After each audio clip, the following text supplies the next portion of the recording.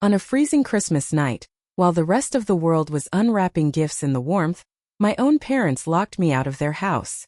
They wouldn't even open the door far enough to throw me a winter coat. I stood on that icy porch with nothing but my breath in the air and my purse over my shoulder. Through the narrow crack in the frame, my mother spat out the same words she'd used to define me my entire life. "You're entirely helpless, Claire. You can't survive a single day on your own." Behind her, my younger brother pulled the curtains shut on my childhood bedroom. But less than 48 hours later, I would walk into a local bank with a faded, forgotten card my grandfather gave me over a decade ago. When the manager pulled up the screen, the color completely drained from his face. He looked at me, trembling, and whispered, "Ma'am, you need to sit down right now." That was the exact moment my mother lost the right to ever give orders again. Welcome back to Restless Chronicles, where the very people who throw you into the cold turn out to be the ones burning down your future behind your back. Today's story is for anyone who has ever been labeled the family disappointment by the exact people who were secretly leaning on them the hardest. What that bank manager uncovered changes everything. If you've ever had to build yourself up from absolute zero while your own blood tried to hold you down, drop a comment below, hit that subscribe button, and let's get into the truth. Before we get to the bank screen, I need to clear something up immediately. My mother spent years spinning a very specific narrative about why I was living under her roof at 32. She told the extended family I was a failure who couldn't cut it in the real world. Here is the actual reality. 3 months before that fateful Christmas, I accepted a high-pressure position as a trauma nurse at the main hospital in my hometown. I relocated from a major city for the job. The apartment complex I actually wanted to live in didn't have an opening until the end of February. Furthermore, because of the relocation timing, my initial hospital paychecks were caught up in administrative processing. I did what any rational person would do. I asked my parents if I could occupy my old childhood bedroom for just 8 weeks to save up a massive cushion for my security deposit. That was my entire shameful crime. I was an independent, fully employed healthcare professional working grueling 12-hour shifts in the most intense ward in the city, simply trying to be smart with my finances. I am a planner. In the ER, you have to be the person who handles a catastrophic crisis without letting your own emotions get in the way. That's my literal job description, and frankly, it's who I am. I don't beg and I don't ask for handouts. I just figure it out. For a long time, I thought that kind of stoic independence was a pure shield. But I've learned the hard way that when you never ask for help, the people around you subtly decide you don't require any respect either. They assume you're unbreakable, so they start testing how hard they can strike you. And a select few will decide that since you don't ask for anything, they can quietly help themselves to what belongs to you. I didn't comprehend that final part yet on Christmas Eve. I just knew I was being treated like an uninvited parasite in the very house where I learned to walk. I couldn't understand why trying to save money had turned me into the ultimate family pariah. But the answers were already waiting for me on a glowing monitor downtown. They had been waiting there for 6 long years. My mother thought she had successfully locked me out of her life and her secrets. But she forgot one critical detail. My grandfather had always been 3 steps ahead of her. What did my brother Julian have to do with my sudden eviction? And what was my mother desperately trying to hide before February arrived? Stay tuned because the puzzle pieces are about to take a terrifying turn. To understand how I ended up on that freezing porch, you have to understand the toxic ecosystem of our household. The dynamic always revolved around one gravitational pull. My brother Julian. Julian is 4 years younger than me. From the literal second he was brought home from the hospital, he was the center of our mother's universe. The entire household had to bend and rearrange itself to accommodate his moods, his failures, and his comfort. There was always a convenient excuse ready for him. He was a delicate child. He struggled with the traditional school system. He lost a job, then a second job, then a third. Every single time Julian crashed and burned, my mother didn't see a lack of accountability. She saw proof that Julian was a victim who desperately needed her protection. Meanwhile, because I managed my life, my education, and my career setbacks privately without demanding an audience, my self-reliance was weaponized against me. I became living proof to my parents that I simply didn't need a family. My mother used to say it with a dismissive wave of her hand. "Oh, Claire is perfectly fine. Claire can survive a nuclear winter on her own."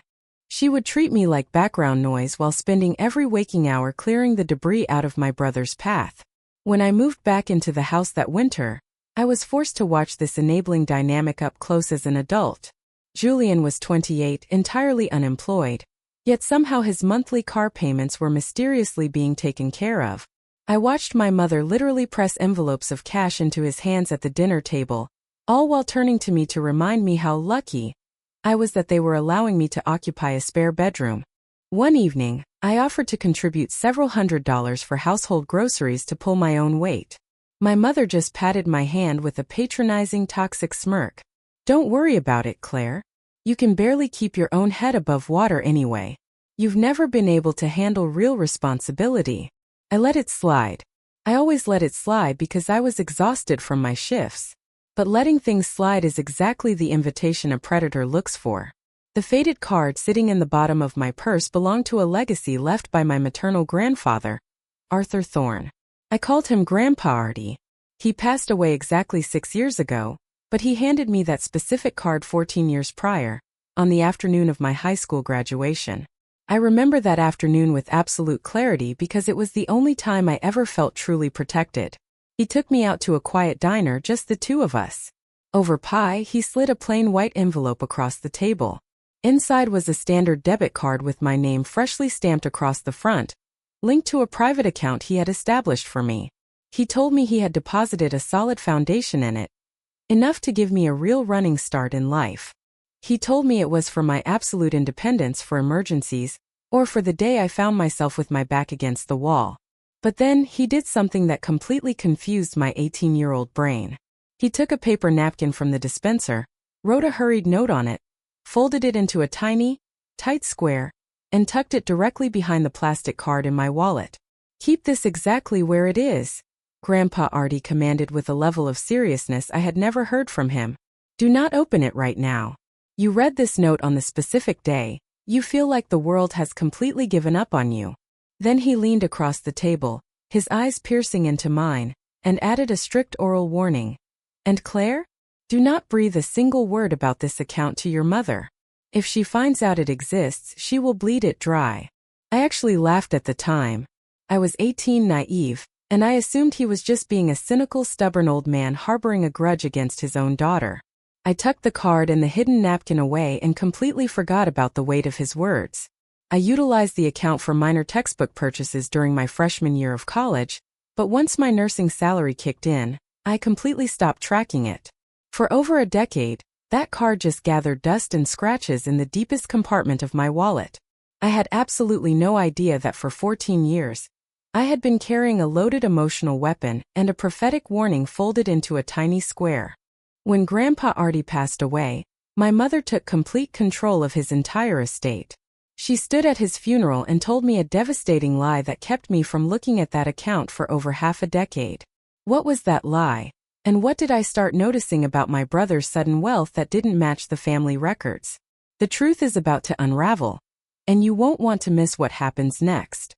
When Grandpa Artie's health rapidly declined 6 years ago, my mother stepped in as his legal power of attorney. She managed his medical choices, his banking, his legal documents, everything. I was 26 at the time, completely paralyzed by grief, and working long hours in the city. I was honestly relieved that someone else was shoulder to shoulder with the paperwork. She was his daughter after all. Why on earth would I have a single reason to cross-examine her integrity? At the memorial service, I approached her quietly in the corridor. I asked her gently if Grandpa Artie had left behind any specific keepsakes, a personal letter or a token for me, because he was the only person in the family who truly understood my heart. My mother looked me dead in the eye, her face a mask of sorrow, and said, "Oh, sweetie, you know your grandfather was completely broke at the end. His medical bills ate through every single cent. There wasn't a single thing left to pass down. Don't go filling your head with delusions about an inheritance." I believed her without a shred of doubt. Why wouldn't I? She was my mother, standing in a house of worship at her own father's funeral. The concept that a parent would construct a malicious, financial lie in that specific sacred moment never even crossed my mind. So, I completely locked away the memory of Grandpa Artie's financial gift. I assumed the scratched-up card in my wallet was linked to a dead, Closed account with a balance of zero. That single sentence at the funeral, "There wasn't a single thing left to pass down," was the ultimate cornerstone of her entire deception. It was the perfect lie because it didn't provoke fear. It provoked apathy. It gently convinced me that there was absolutely nothing worth looking for, so I simply stopped looking. And she explicitly counted on my silence for 6 years. But the gears of her plan began to screech the moment I moved into that house 3 months before Christmas. Because I was physically present under their roof, I started witnessing financial anomalies that made absolutely no mathematical sense. Julian didn't possess a steady job, yet he suddenly had access to pristine things. A brand new customized truck mysteriously materialized in the driveway. The massive credit card debts my mother used to cry about late at night suddenly seemed to completely evaporate into thin air. He paid a massive deposit on a luxury apartment for himself and his new fiancée, bought an expensive designer watch, and went on a resort vacation. I am not a malicious or nosy person, but as a trauma nurse, my brain is hardwired to notice when the patient's verbal story doesn't match the physiological data on the cardiac monitor. The official family narrative was that my parents were struggling retirees scraping by on a very tight fixed income. The clinical data was a 28-year-old unemployed man spending thousands of dollars a week like water. One evening at the kitchen counter, I brought it up casually. "Where is Julian suddenly securing the funding for a brand new truck?" My mother's face did something incredibly distinct. A sharp, icy tremor flickered across her eyes for a fraction of a second before her smooth maternal mask was forced back into place. "That is private family business, Claire," she snapped coldly. "It's being completely handled by people who actually understand finance." I let it go again. But that sharp tremor in her eyes lodged itself deep into my subconscious. I didn't have access to my mother's personal accounts, and I had no physical evidence to launch an investigation. The wrongness was just a lingering instinct, and instincts aren't admissible proof. I had an intense job and an exit strategy for February, so I chose not to launch a civil war over a facial expression. I filed it away. The truck, the watch, the sudden defensive panic. I would connect every single one of those dots very soon. Sitting under the fluorescent lights of a credit union, watching a stranger turn completely pale. The trap was set, and my mother needed me out of that house before I started digging into the numbers. How did she use Christmas dinner to humiliate me? And what happened when I finally presented that faded card to a bank teller the morning after being thrown into the blizzard? The true scale of the betrayal is about to blow wide open. Keep watching. By early December, my mother executed the final strategy that would leave me stranded on a porch in a snowstorm. She casually announced that Julian and his fiancée, Belle, were officially moving into the house. They allegedly required stability while they got their lives together. And the specific room they required was my bedroom, the space I had been explicitly promised through the end of February. My mother delivered this news as if she were handing me a compliance award. "It just makes logistical sense, Claire. You are so phenomenally independent. You can land on your feet in the middle of a desert. Julian and Belle desperately need the structural support right now." There it was again. My sheer competence was constantly weaponized as a tool to punish me. Julian's absolute helplessness rewarded him with a free home, while my professional capability earned me an immediate eviction. I tried to enforce a baseline of logic. I explained that my new apartment was locked under a hard lease until late February, that I only needed 8 more weeks, and that I would vanish the exact second the keys were cut. My mother's face hardened into stone. "Stop being so incredibly dramatic, Claire. You'll figure it out. You always do." Looking back with perfect hindsight, I now comprehend exactly why she was so desperate to physically remove me from that hallway. It had absolutely nothing to do with Julian needing a mattress. I was getting entirely too close to the truth. I was physically living in the house, tracking the trucks, noticing the jewelry, and asking casual questions that were becoming increasingly difficult to deflect. A daughter who lives miles away can't observe the ledger. A trauma nurse sleeping down the hall can. She needed me completely erased from the premises before I started looking at the paperwork. Christmas dinner wasn't a holiday celebration. It was a public theater piece designed to frame me as the ultimate cautionary tale. The table was packed with aunts, uncles, and cousins. My mother spent the entire first hour loudly celebrating Julian's magnificent future, his upcoming wedding, and his incredible financial fresh start. But when the spotlight inevitably turned to me, she dragged my name through the dirt with passive-aggressive pity. Claire is still desperately trying to find her purpose in life, she sighed to the table, completely ignoring the fact that I held a bachelor's degree, a medical license, and a hospital retirement pension. We're graciously allowing her to stay in our spare room while she tries to pull her pieces together. I sat there in my post-shift clothes, stared at my plate, and swallowed my pride. I knew making a scene on Christmas would only validate her narrative. The second the extended family departed, the trap snapped shut. My father immediately retreated into the back den. My mother marched directly into the kitchen. "We think it's best for the energy of this family if you pack up and leave tonight," she stated flatly. On Christmas night, in the middle of a developing winter storm, I asked her if she was completely losing her mind. I begged her to at least let me wait until sunrise so I could pack my nursing uniform systematically. "Julian and Belle are arriving at dawn," she cold-heartedly replied. "The longer you drag out this dramatic production, the harder you make it on everyone. You cannot keep leeching off our generosity, Claire. You need to learn to stand on your own 2 feet. She wouldn't even allow me to go upstairs to collect my luggage, claiming they would forward my belongings later to avoid a scene. She literally ushered me out onto the porch into the falling snow with nothing but my uniform coat and my purse. She stood in the warm glow of the foyer, looked through the gap in the door, and delivered the sentence that would alter the course of my life forever. "You can't do a single thing on your own, Claire. You are fundamentally desperate." Then the heavy oak door slammed shut, and I heard the deadbolt click into place. I sat in my sedan in their driveway for a solid half-hour, the engine idling for warmth, watching the snow aggressively blank out the windshield. My hands were shaking violently against the steering wheel, and tears of pure betrayal were freezing on my cheeks. But my medical training kicked in. In the ER, when a multi-vehicle accident comes through the doors and everything goes to hell simultaneously, you don't have the luxury of an emotional breakdown. You tria. You assess the immediate threat, you locate your resources, and you survive. I checked my baseline. I had roughly $60 in cash, a quarter tank of fuel, and a credit card that was dangerously close to its maximum limit due to my recent moving costs. I desperately needed a safe roof that wasn't a public parking lot. I dumped the contents of my purse out onto the passenger seat under the dim dome light, searching for a stray bill.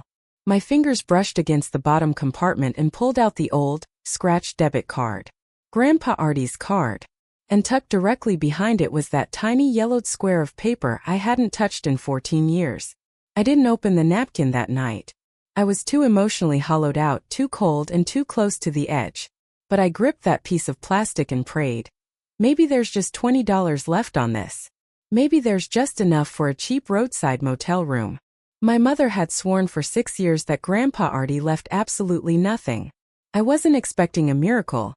I was just praying for a pillow.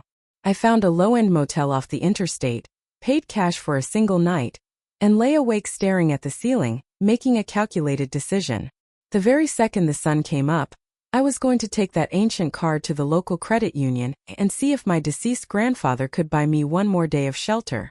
That single decision shifted my entire universe. When the bank manager pulled up the profile attached to my card, the entire room shifted. The account wasn't empty. It had been treated like a secret jackpot for years. Stay with us because the next phase of this story reveals exactly how deep a mother's greed can run, and how a message from the grave threw the entire scheme off the tracks. I walked into the Main Street Credit Union the second the security guards unlocked the doors. I was running on zero sleep, pure adrenaline, and stale motel coffee. I slid the scratched card across the marble counter to a young teller and offered a self-deprecating, exhausted laugh. "This card is practically prehistoric," I told her. "It might be completely deactivated. I just need to verify if there's any residual balance left on it." The teller swiped the card through her terminal. She frowned. She swiped it a second time, her eyebrows knitting together. She typed furiously on her keyboard, stopped, and looked up at me with an expression that made my stomach drop into the floor. "Let me get my branch manager," she said, her voice dropping into a very specific cadence. The branch manager, an authoritative woman named Joan, emerged from the back office. She sat down at her terminal, pulled up the master file associated with my social security number, and I watched her entire demeanor shift. As she scrolled through the historical log, the blood completely drained from her face. She looked at the screen, then looked at my disheveled appearance, and lowered her voice to a gentle whisper. "Ms. Vance, please come behind the counter and sit down in my office immediately. You need to see this data with your own eyes." My heart began to hammer violently against my ribs like a trapped bird. I braced myself for the absolute worst. I thought, this is it. The account is overdrawn. I owe thousands in fees. My mother was right. I am completely ruined. I braced for absolute emptiness. But when Joan rotated the flat panel monitor toward my face, the screen was not empty. It was vibrant with massive, ongoing financial activity. Column after column of numbers scrolling back through years. And not a single transaction on that massive ledger had been executed by me. Here is the horrifying reality that was stamped onto that monitor. The private trust account my grandfather established explicitly for me, the one my mother stood at his casket and swore never existed, was wide open. It had been utilized as a secret, high-volume personal piggy bank for over half a decade. There was a meticulous, devastating history of massive cash withdrawals and electronic transfers going back well before Grandpa Artie passed away, and accelerating aggressively after his death. Regular amounts of $2,000, $5,000, even $10,000. And every single electronic transfer had a clear, legal destination stamped right next to it. Transferred to the personal checking account of Sharon Vance. My mother. The grandfather who had handed me a card and a prophetic warning over pie had deposited a small fortune into that fund over his lifetime, intending to secure my future. And my mother had been quietly, systematically draining the lifeblood out of it while calling me a useless dependent. The residual balance left was a mere fraction of what the principal and interest should have accumulated to. I sat in that plush office chair, and the trauma nurse took complete command of my central nervous system. I didn't scream. I didn't burst into tears. I looked at Joan and kept my voice perfectly level, as if I were reading a lab report. "These massive monthly withdrawals," I said, pointing directly at the glowing screen. "I did not execute a single one of them. Who authorized this access?" Joan pulled up the structural authorization documents, and her precise legal response illuminated the entire crime. For years, the digital access had been grandfathered into an old power of attorney file, linked to Grandpa Artie's general healthcare affairs. "Ms. Vance," Joan explained with immense care, "this account was structurally established with you as the primary sole owner from day one. Your mother's power of attorney over your grandfather's separate assets gave her a backdoor access point while he was alive. But these specific transactions, the ones executed after the verified date of your grandfather's passing." She went completely silent. She didn't need to finish the sentence. I understood the criminal code perfectly.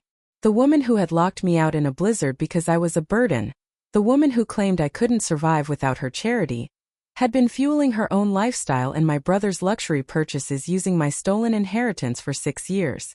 Joan was an absolute professional. She printed out the entire transaction history, a massive, thick stack of paper detailing every single cent that had been siphoned away. I took that heavy stack of paper back to my motel room, spread the pages out across the cheap bed sheets, and systematically went to work. I built a legal timeline. A power of attorney is a powerful legal instrument, but it possesses a hard, universal boundary. It dies the exact millisecond the principal draws their last breath. The instant Grandpa Artie's heart stopped beating 6 years ago, every ounce of legal authority my mother possessed vanished completely under federal and state law. There are 0 exceptions to this rule. Every single dollar she transferred out of my account after his death wasn't a family misunderstanding. It was grand larceny. I stacked the documents neatly, circled every fraudulent transfer in bright red ink, and then reached into my wallet. It was finally time to read the evidence Grandpa Artie had left me 14 years ago. I carefully unfolded the fragile, yellowed napkin. The folds were so worn they were practically splitting, but his sharp, elegant print was entirely legible. "For when you have to stand on your own," it read. "This belongs entirely to you, Claire. Nobody else on this earth has a right to it. Do not tell your mother about this money because she will spend every single cent of it, And she will manufacture a beautiful, righteous excuse every single time she does. Some people love you and rob you in the exact same breath. Protect yourself. Love, Grandpa Artie. I read those words 3 times until my hands stopped shaking entirely. He had diagnosed his own daughter's narcissism perfectly 14 years in advance. He had tried to build an invisible wall of protection around his favorite granddaughter with a debit card, a paper napkin, and a secret. My only regret was that I hadn't opened the note sooner. I had trusted her instead because that's what children are programmed to do, right up until the moment they are locked out in the cold. But legally that napkin was pure gold. It established absolute, undeniable donor intent. It proved beyond a shadow of a doubt that the funds were never intended as a general family pool. I reached out to a powerhouse estate attorney named Tom Avery. I laid the bank printouts, the death certificate, and the napkin on his desk. Tom reviewed the timeline in absolute silence. When he finished, he looked up and smiled coldly. "Ms. Vance, this isn't a civil dispute over an estate. This is conversion and bank fraud. The law is entirely on your side. We can launch a formal demand letter immediately, and if they do not comply, we hand this file directly to the district attorney." The credit union's internal fraud department didn't waste a single second. The moment they initiated their investigation, they froze my mother's linked accounts. Within 48 hours, my phone began exploding with frantic text messages from her. The first message was pure venom. "I don't know what kind of pathetic game you are playing with the bank, but you stop this immediately, or you are dead to this family." The next day, the tone cracked into pure panic. "Claire, we need to speak privately right now. What you saw on those screens is not what it looks like. Don't do something you will desperately regret." I didn't reply to a single syllable. I let the legal paperwork do the talking. When threats and panic failed, my mother attempted to stage one final ambush. She called a mandatory emergency family dinner at the main house, packing the living room with the exact same aunts, uncles, and cousins who had watched her humiliate me on Christmas Eve. She wanted to use collective family guilt to break my resolve. I walked into that living room carrying a sleek, professional manila folder. My mother was sitting in the center of the sofa, already weeping for her audience. "Thank you all for coming," she sobbed dramatically. "Claire has completely lost her mind over some old accounts. She is fabricating malicious stories and trying to send her own mother to prison over money that belonged to the whole family anyway. She is just desperate for attention." The relatives began murmuring, casting dark, judgmental glares in my direction. I didn't yell. I didn't shed a single tear. I stepped forward, opened my folder, and laid the transaction printouts directly onto the coffee table, spreading them out like a deck of cards. "This is an official bank ledger," I announced clearly, my voice echoing through the silent room. "This account belongs solely to me. My mother systematically siphoned over $100,000 out of it. Here are the transfer logs directly matching the exact months Julian bought his truck and his luxury watch. And here is the hard legal data. She kept stealing these funds for 6 years after Grandpa Artie died, which constitutes absolute bank fraud." The room went dead silent. The aunts leaned forward, their jaws dropping as they inspected the official bank stamps and the red circles. Then I laid down the final blow, a laminated copy of Grandpa Artie's napkin. I read his warning aloud to the entire extended family, letting his words from the grave hang heavily in the air. My mother flew off the couch, her face completely contorted in a rage I had never witnessed before. She began screaming hysterically, waving her arms, stamping her feet, and cursing my name. "You ungrateful, scheming little brat. How dare you humiliate me in my own home? That money belonged to this family." Everyone in the room just stared at her in utter horror.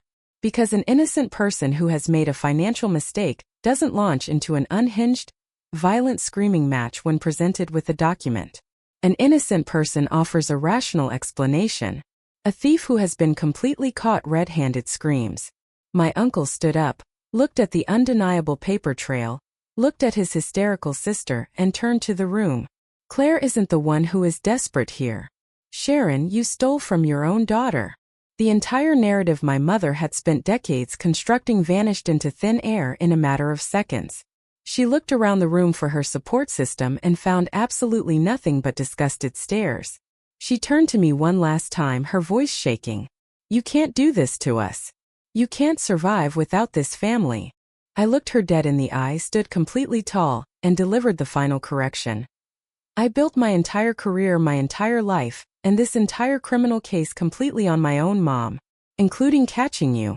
The bank is already reversing the funds. You will sign the legal repayment structure my attorney drafted, or you can explain your family business to a judge. My mother completely collapsed back onto the sofa, her face buried in her hands, entirely defeated. The credit union systematically reversed the cleanest instances of fraud, restoring a massive portion of my grandfather's legacy to my account.